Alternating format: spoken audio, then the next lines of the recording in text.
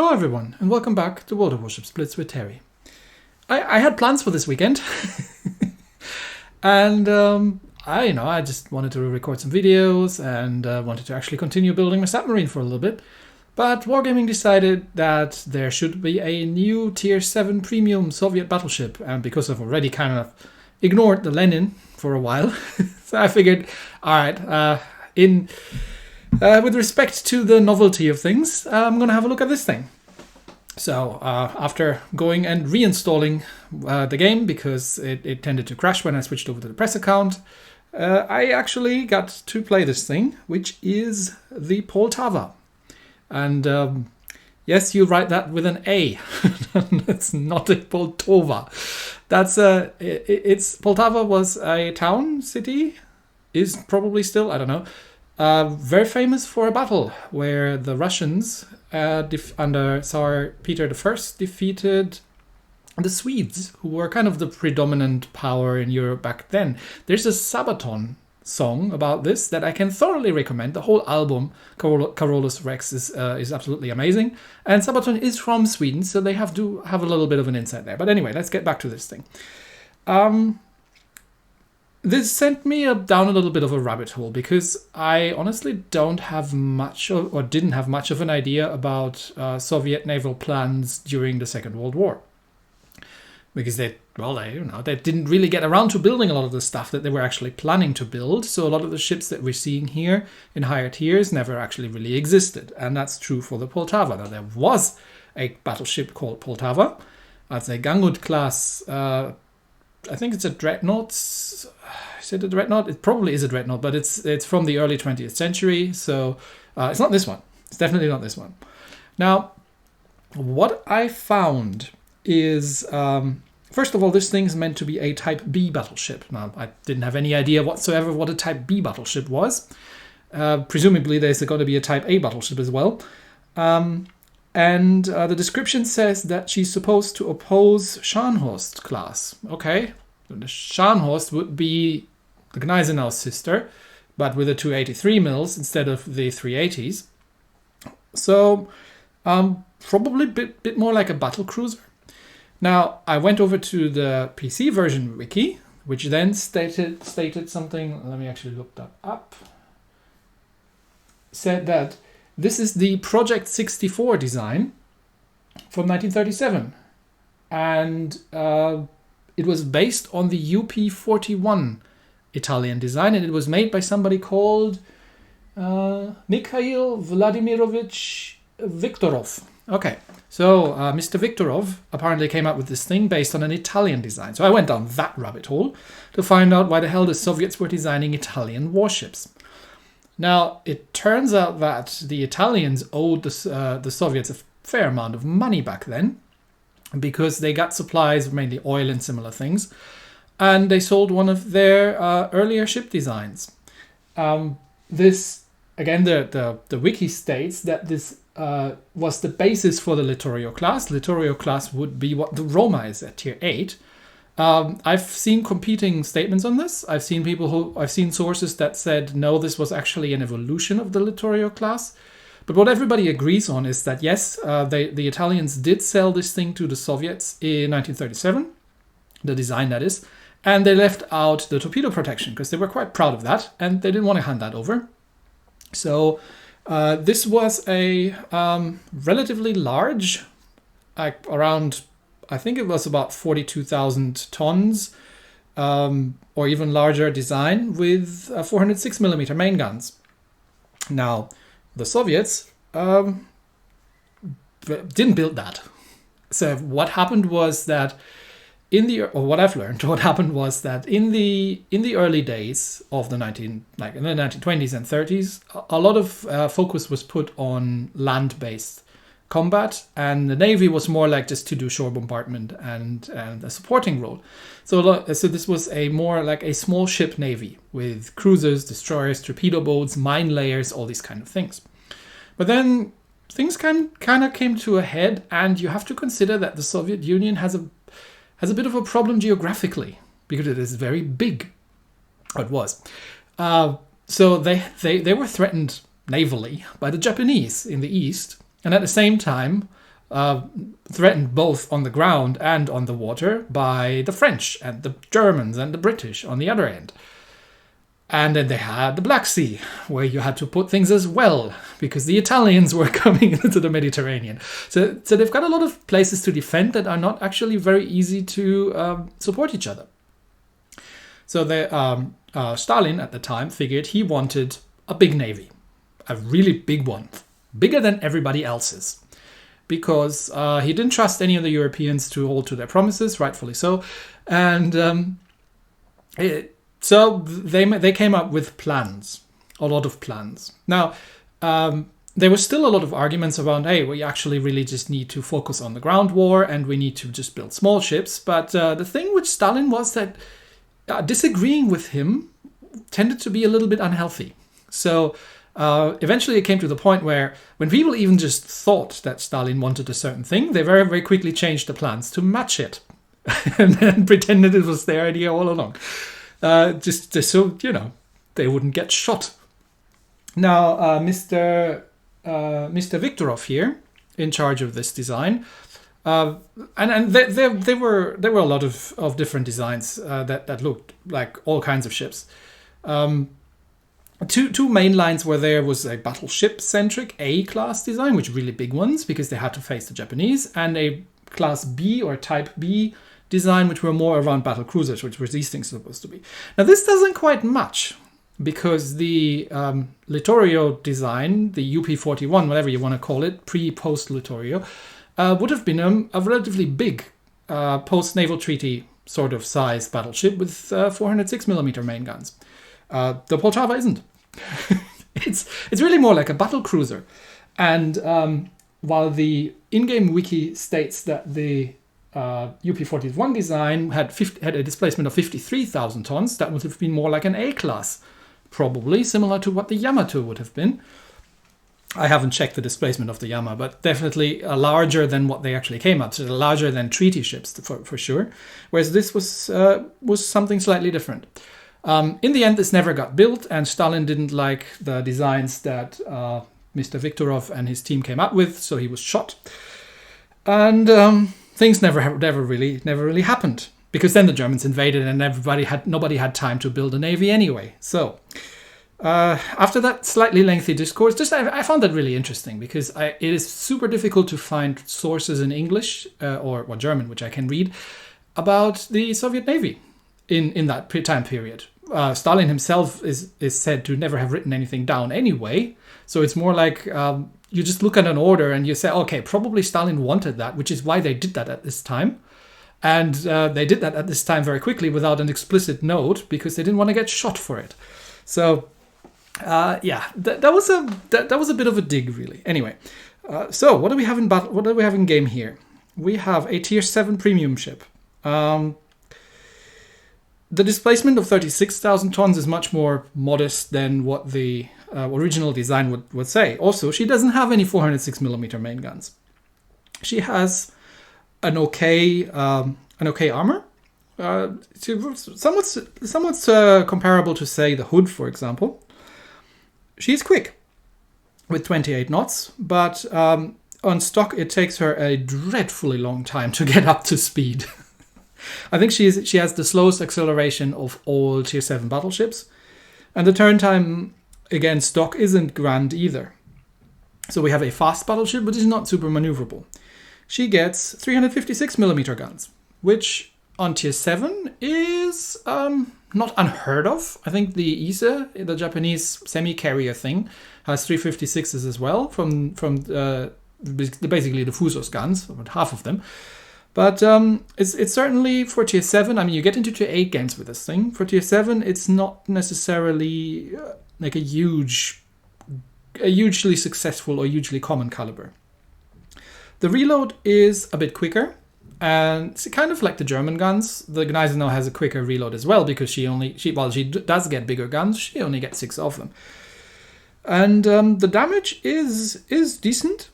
They are somewhat comparable to the Japanese guns in the amount of damage they're doing and everything else. Fire chance is okay. HE damage is pretty okay. So you can actually use the high explosive if you're faced with targets that you can't do anything against.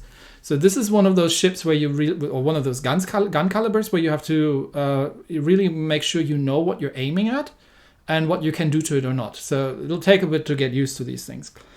The initial turret traverse speed is absolutely dreadful with 4.5 degrees per second, which means that even this thing can outturn her own turrets, which, given that it's a battle cruiser, in my opinion, is not a great thing. So that's something you want to do. The secondaries are okay, 130 mils. I think these are probably destroyer guns, and you get two sets of 8, so they're not bad. The range with 6.4 kilometers is very respectable. So you could also maybe consider secondary specking this thing, and a 3% fire chance for secondary guns is not terrible either. So there are quite a couple of ways how you can set this thing up. The AA is actually okay. It's not nothing to write home about, but for T7, but it's okay. She can defend herself a little bit against aircraft, and the concealment with 10.5 kilometers is actually not terrible either. Now, one thing that's really obvious about this ship, or really strange looking, if you look at this thing from the side, look at the superstructure. This thing's flat. This is like a turtle. This thing is super flat, very very low superstructure. The conning tower is barely peeking over the B turret in front. So if you are getting, well, I don't know if that translates to a hitbox, but it could be that you're being missed a bit more on broadside shots than you would usually be in a somewhat larger ship. So it's just an interesting thing. She does get a ship skill, the precise aiming 2, which would usually tell us long range ship. But it's a battle cruiser. What am I going to do at long range with a battle cruiser? Also, the dispersion is pretty dreadful, so unless you get that. Which brings us to the equipment. Now, we can't do anything about the dispersion because we don't get the precise, the aiming module over here. I have set her up with the main battery mod 1, just because I tend to go with, okay, smaller caliber of guns means I need to get up close and personal. Battle cruiser, fast ship, I need to get up close and personal, so I might as well be able to turn my guns around in time when I need to. Again, secondary may make sense with that range, or you could go secondary range and AA range if you wanted to, because the elite bonus, sorry for switching around here, the elite bonus, you actually can get the elite gun operator skill, which gives you a bit better traverse and reduces the reload slightly. So these are viable options if you want to go down that way. In slot 2, you really need the propulsion mod, and I'm not joking. this thing accelerates dreadfully slow. So even with the propulsion mod, I think you got like a 24, 26 second up to speed, 24 seconds, yeah. So not great. And the steering mod in slot 3, again, battle cruiser is definitely there and needed. It would have kind of been nice. I quite like the deck protection mod, or I would have liked to go double steering. But I think in probably 3 out of 10 games, having the propulsion mod here has already saved my bacon because I was able to dodge torpedoes.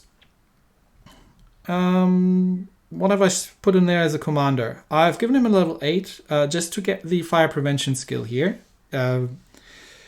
This is probably something you really want with battleships at this tier, because you will be pitted against stuff like Clevelands and Brooklyns, and these things like to start fires, or Shores, or Shapayevs.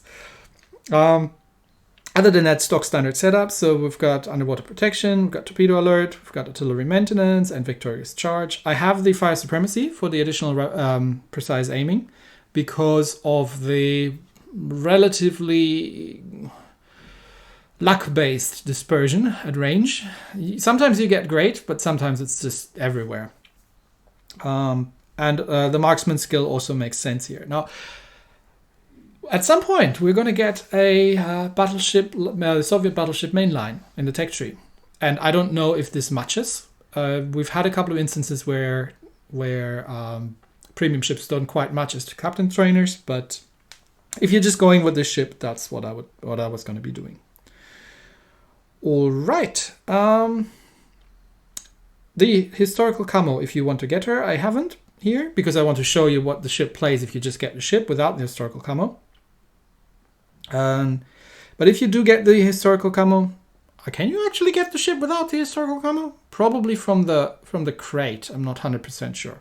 Anyway, if you were to get the historical camo, besides it looking very, very pretty, you get more hit points, yes. More range, yes. You get the dispersion change, yes. That, I think, is probably a pretty good reason to grab that camo if you really like this ship and want to go. And at tier 7, it's also not dreadfully expensive.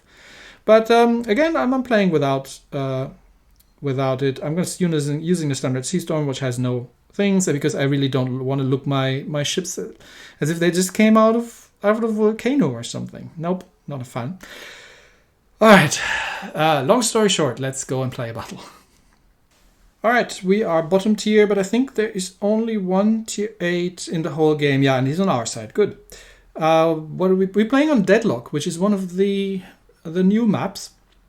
Double Gneisenau, King George, Colorado, lots of battleships, and a Belfast and an enemy Aka. So our Akatsuki, we got 2 Akatsukis. They should be able to find a lot of things that they can torpedo. Now, apologies ahead for the slightly hooking video from the battle. I think this might be due to how large this map is. Because this is a very, very big map. And the game's starting to struggle a little bit on my device with these extremely large maps. All right, my first time to actually play this map. So I'm going to escort the Brooklyn and the Aka over to ACAP, because there's going to be a lot of battleships. And while there is a lot of island cover, and the Aka should be able to, given that there's only one cruiser and destroyer on the enemy team, if that Belfast shows up anywhere near here, I can do something about it. So we should be a pretty good combo, a fast battle cruiser, an HG spammer, and a destroyer over at ACAP. Alright, so something is in A. There's the Belfast. Okay, priority target. He's in the turn, so I'm just going to wait. And where is he going? Precise aiming, and see if I can hit him from there. But I think he's been slowing down. Did he just slow down? Okay, I'm going to take the long... Yeah, he just stopped. Oh dear, and I think the Akatsuki is trying to torpedo the Belfast. Yeah, that actually worked. Okay, that's surprising. But yeah, if you're in a destroyer, run away from the Belfast. Leave that thing to me. Does the Belfast have torpedoes? I can't remember. Okay, that's a couple of good hits. So definitely using armor piercing against lightly armored cruisers is not a bad thing to do. Okay, and the Aka seems to have lost most of his health. And not really be using island cover very much. Let's see about the Gneisenau. What can we do against the Gneisenau at this range? That's like a long range shot. The guns are having a pretty flat trajectory, which means you're not easily going to get the plunging shots. Okay, that did almost nothing to the Gneisenau. So let's murder that Belfast right here, because he's still in his smoke, because he hasn't left. Because otherwise we'd have seen him, because I'm rushing him. I'm still trying to remember if that thing has torpedoes or not. Damn it. Too many ships these days. Okay, there she is. Yeah, you're hydring me. That's cool. That's cute. Or maybe he's hydring for torps, but he's very much dead. And did he have torpedoes? Well, if he did, then he's not going to get him away. So anyway, what else do we got? Gneisenau and the King George. What is the Akatsuki doing over there? There's so many islands. You could have been sitting right next to that island and torpedoing the crap out of that Gneisenau over there. Okay, what can we hurt? Yeah, we can hurt the Gneisenau from here. Well, I'm probably not going to Citadel that, because that's a tier 7 German battleship. Aka? What are you torpedoing?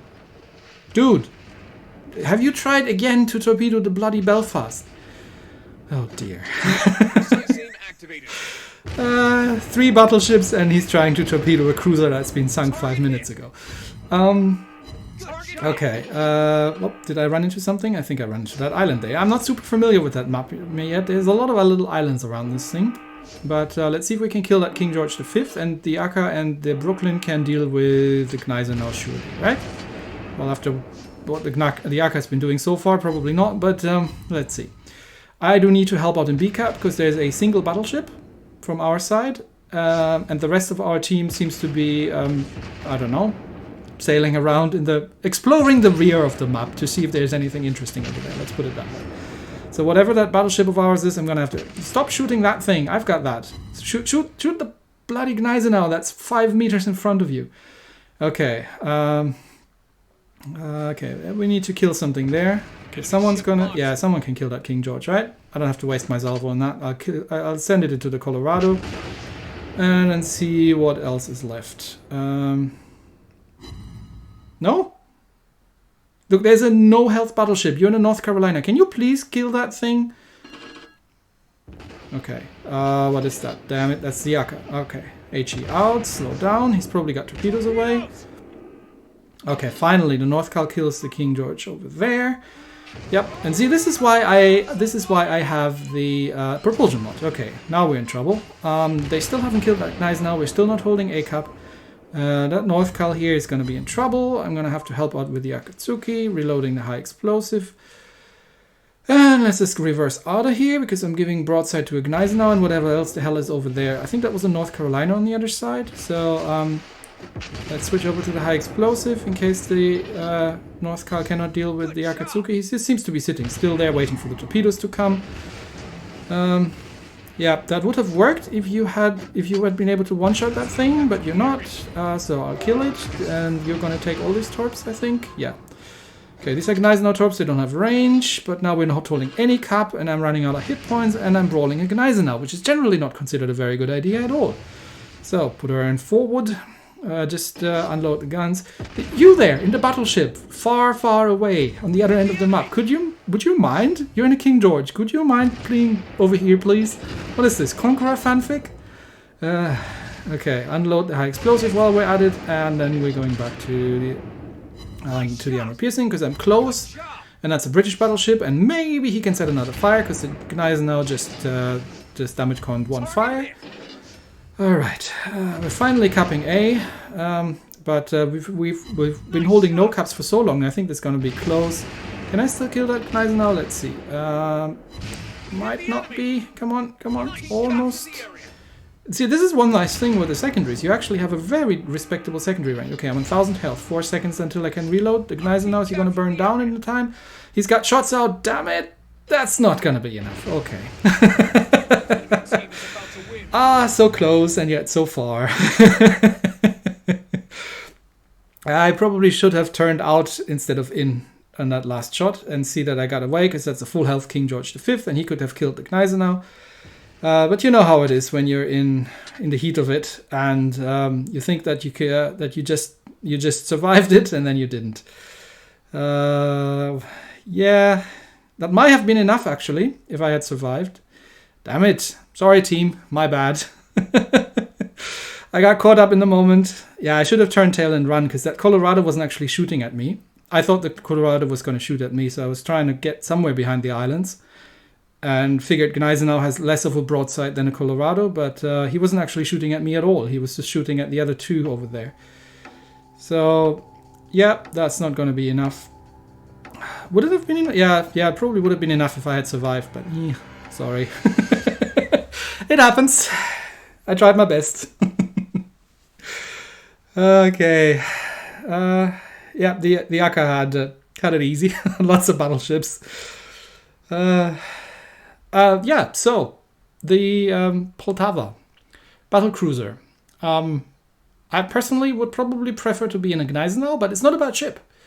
The 350s actually work reasonably well against cruisers. She is okayish tanky. Against battleships, you can use the high explosive. You might be able to use her as spamming HE from range and just burning things. That might work as well. But you know, I like getting stuck in generally. So it looks like a relatively versatile ship, even though the gun caliber looks a bit underwhelming from the start. But I think it's not a bad ship in tier 7 games. So yeah, that's what's in the crate and in the box and wherever else you might be able to get it. Now, I think we've been running for long enough today. That's it, everybody. I'll see you next time. Bye.